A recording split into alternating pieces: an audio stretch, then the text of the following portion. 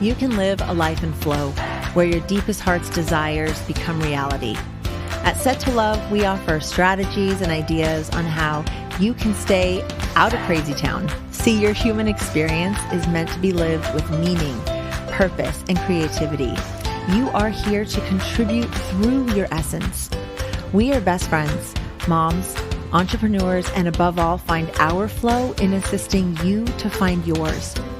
We come together weekday mornings to bring you ideas to fall deeper in love with your life and the journey that you are on. Take what works and ditch the rest, and always stay set to love. Thank you for being a part of this community. We're all designed to live in flow. So let's go.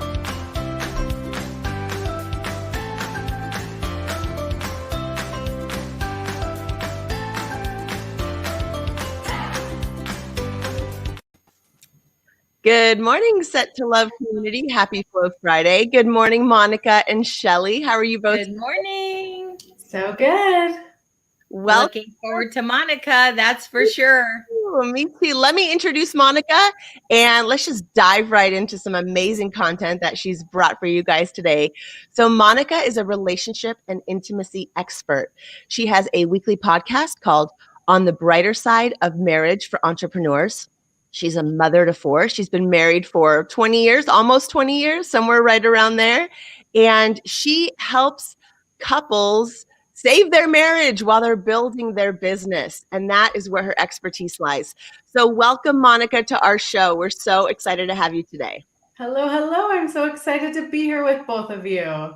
Thank you so much. So tell us a little bit about yourself. Give us like the 1 to 2 minute version of who you are, and then let's dive into some of your expertise.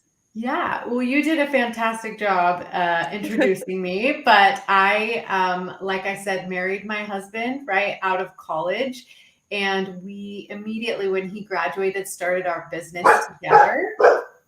We built, a very successful business, and I was like, very involved in the business until our third child was born. And I realized at that point that I was in way over my head, like keeping up the household and taking care of the children and my part in the business. And so I basically gave my husband an ultimatum. I said, you can either take me out of the business or you can check me into the funny farm, because I can't do this anymore. And so that kind of started my, stay-at-home mom, which was the hardest job I ever had, stay-at-home mom to 3 kids.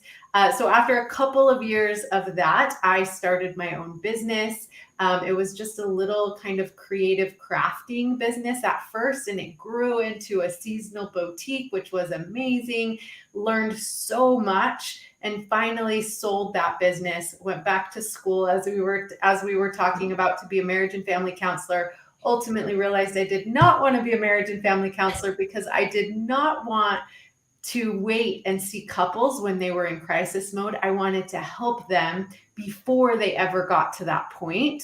And so what happened was I just took my experience in business, working with my husband, being a stay-at-home mom while he ran the business, and then running 2 separate businesses, all of that experience and all of the things that we learned, juggling the demands of marriage, family life, and entrepreneurship.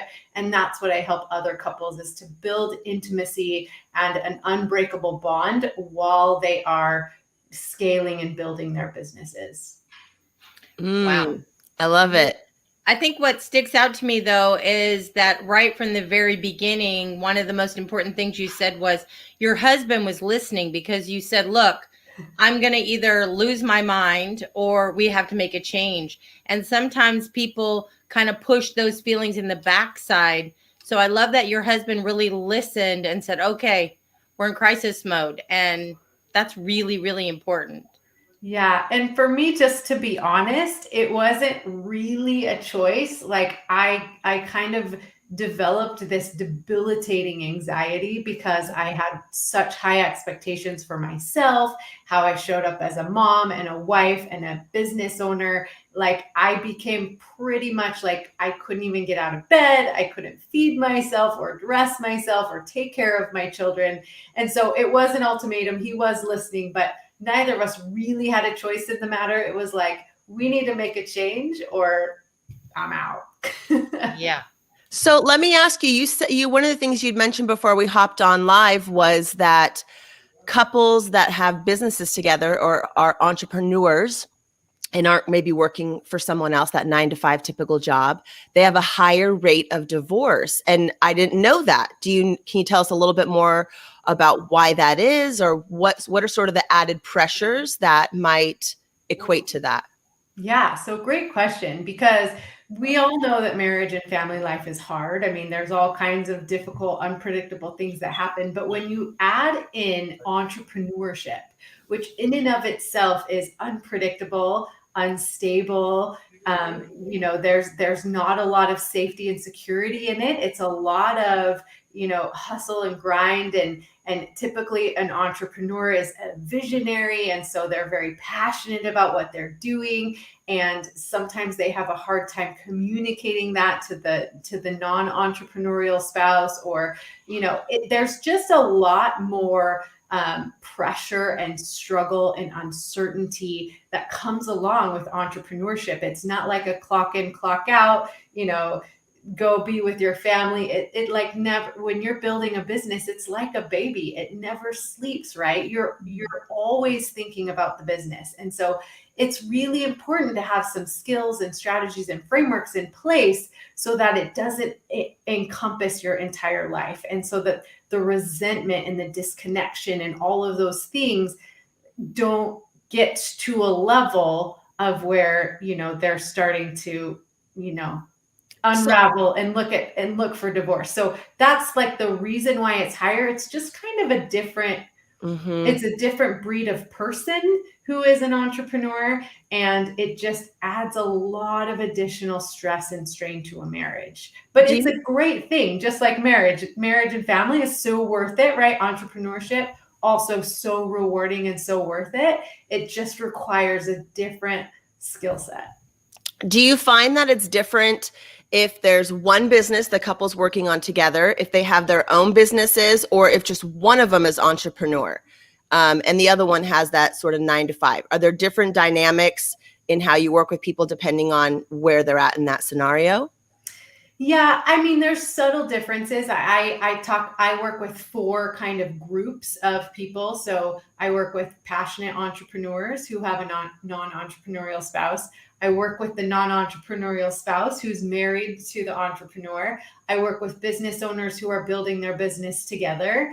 And I work with business owners who each have separate businesses, right? The scenarios are a little bit different, but the skill set is the same. You have to prioritize your marriage. And that's the number one thing that, that will keep you operating at the highest level, not only in your marriage, in your family, but also in your business. You've got to prioritize that marriage. And it looks a little bit different for each of those 4 scenarios, but the skills and the frameworks are all the same.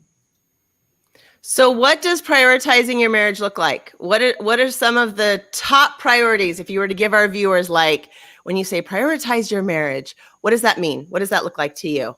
Yeah, so probably the most tactical tip I can give, and where I say to start always, is for me as a busy type A, wife, mama, and business owner, I run my life on to-do lists, right? And so the way that I structure and organize my life is called something, the daily 5. I imagine that most entrepreneurs have something similar, right? But every day I choose 5 things that are going to make the most impact in my business, my marriage, and my family, right? And every single day, I make sure that my husband makes one of those top 5, right? So it doesn't have to be expensive or extravagant or time consuming, right? It's just that he's made my to-do list every single day. So whether that's a quick text in the afternoon to ask him about a client or a meeting or something that he had, whether it's grabbing his favorite treat at the grocery store while I'm already there, or leaving a little Post-it note on his mirror, something to let him know each day that I love him, I prioritize him, I'm thinking about him, and that I'm grateful for his contribution to my life. So that's like number one, first and foremost, is make sure that your spouse is on your to-do list. And then the second one I would say, which is, all of the experts talk about it, is date night. So if you know that there are 168 hours in an average week, I would say 3 of those hours you can allot to date night every single week, non-negotiable. And date night isn't like an extension of a business meeting. We're not talking about our kids and their schedules. We're not talking about finances or anything else that is stressful. Those 3 hours are set apart for reconnection, for rekindling, for fun, and for enjoying each other, for letting loose and like releasing that, teenage young in love kind of vibe, right? So we make sure that we prepare for those date nights. We make sure that we have the energy, the time, and the financial resources to make sure they're happening, so that at least once a week, you're reconnecting on a level that's different than the day-to-day. So those 2 things are a great place to start.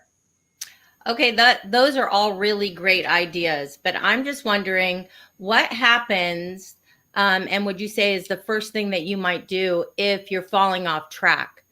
Because you could do all those things, but everybody knows sometimes we have issues, and that might change that date night, or, how would you help a couple that seems to be like they hit something in the road? What would be some of the things to try and pull themselves out of that to get back on track? Yeah. So the idea behind those things, and there's a lot, like lists of more, but the way that I kind of describe them is like bumpers. Like when you're bowling, right? You think about the bumpers that they put up when your kids are bowling, right? So without those bumpers, you can have an incredible bowler, and they can, if you've watched, if you've gone to a bowling alley and you've seen like the professional, club bowlers or whatever, they throw that ball at incredible velocities, right? And so that's kind of how we get sometimes in life. So whether the ball is spinning at an incredible rate, or whether it's kind of a between the legs, like shoot it up or whatever, like that ball has no value. It doesn't matter how fast it's going if it ends up in the gutter. It's not going to get us where we need to go. And so the things that I talk about, the things that I teach my couples, are like the bumpers. So whether we're going fast or whether we're going slow, whether it's a busy season of life or just kind of a regrouping time, if you put those bumpers into place, the ball's not going to end up in the gutter. Like it's going to hit something. You will make some progress. So yes, like as you mentioned, there are times when there are things that need to be addressed that are bigger than kind of this disconnection and this resentment. And those are the types of things that I would suggest, like maybe you get some counseling, or maybe you seek professional help from a coach or a mentor or somebody that can help you through those bigger times.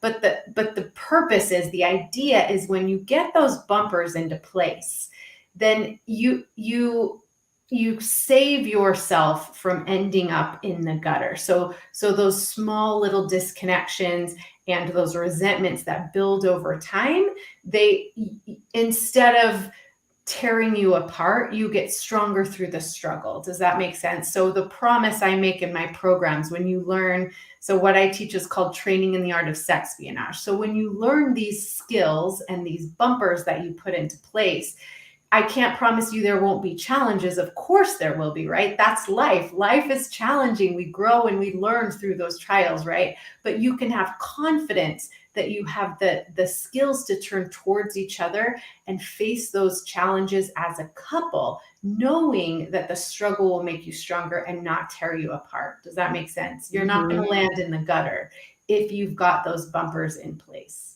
Monica, that was so powerful. This morning I was scrolling through social media, and Jay Shetty was talking about the number one skill that couples need to know to make it through is to learn how to fight. Ooh. And that was something that, like, with my kid's dad, we fought maybe 4 times our entire marriage. Like, no joke. maybe 4 times. We did not learn the skill of fighting. And then the end, it was not good. But I'm curious what your thoughts are on that. Like the skill of disagreeing, the skill of when it's not just all, doing nice things for each other and date nights. And I mean, it's like what would be like a tip or a tool that you might give a couple to work through the fights or the differences or becoming better communicators? Yeah. So I personally believe that conflict is a good thing, right? I think that conflict is so good for a marriage. It's actually where passion comes in. It's actually where we elevate our relationship to the next level, is all through conflict. So I would never suggest that a couple, think that there might be a problem if they're in conflict or they're disagreeing or things like that. I actually think that's so good for a marriage. But as you say, learning the skills to kind of fight fair and to be able to resolve those conflicts together, again, making sure that they're bringing you together and not tearing you apart, is an equation that I call vulnerability curiosity plus vulnerability equals creativity. So if you think about the life that you're creating together and the power you have to bring children into the world, it's truly the creative power, right? And so as a couple, you have this incredible power to create the life and the experience that you want. Like that's kind of your endowment as a couple, right? Is to create. And so if you will apply curiosity plus vulnerability, you will come to a place where you have created something even better than either one of you had on your own. But in order to get to that place, you have to make a commitment to show up fully. So the other kind of equation would be, if I only show up halfway in order to avoid conflict, and they only show up halfway, then you multiply those together and you only get a quarter, right? But if you're showing up all the way and he's showing up all the way, then there's going to be conflict because you're showing up fully as yourself and you're going to have differences. But then you get to create this thing that's better than either one of you could have on your own. Wow. That's so beautiful. Monica, thank you so much for such insightful information this morning. It was really helpful. Shelley, any final questions or thoughts before we ask Monica where people can find her? I just think she's amazing. I think she needs to put up where we can find her. I'd love to hear more of what, a little more in depth of what she has to say, because marriage is so important. And I think this was a lot of good information for everyone. So thank you, Monica, for coming. This is great. You have to come back. Yeah, thanks, ladies, for having me anytime. You just let me know. And you can find all of my information at www.onthebrightersideofmarriage.com. From there, you can find links to the podcast, to my social media links, my programs, anything that you're looking for is there on that site. Awesome. Monica, hang on. Don't go anywhere yet. Let's just let our listeners know, if you want to get in touch with us, you can find us at settolove.com. We're here weekday mornings, 8:30 a.m. We're so grateful for beautiful guests like Monica. We hope you guys have a great weekend. Let's see. We got a couple comments. Oh, we need to ask this question. How do you keep date night from becoming a chore? Let's just ask this. Khalil. Oh, that's a great question. I mean, how do you keep sex from being a chore, right? You make it an adventure. You make it exciting. You plan ahead. You take advantage of that anticipation, right? You plan things that either you've never done before, your spouse has never done before, you've never done before together, and you just you channel that energy, that giddy teenage energy. So that's, how do you keep date night or intimacy exciting? Is you treat it like something exciting, right? I love it. Thank you so much, Monica. Thank you, Khalil, for the question, and Rose for being here today with your comments as well. She loved this. Curiosity, vulnerability equals creativity. Beautiful. Thanks, everyone. Hit the bell. Hit the bell. Have a great weekend, everyone. Thank you, Monica.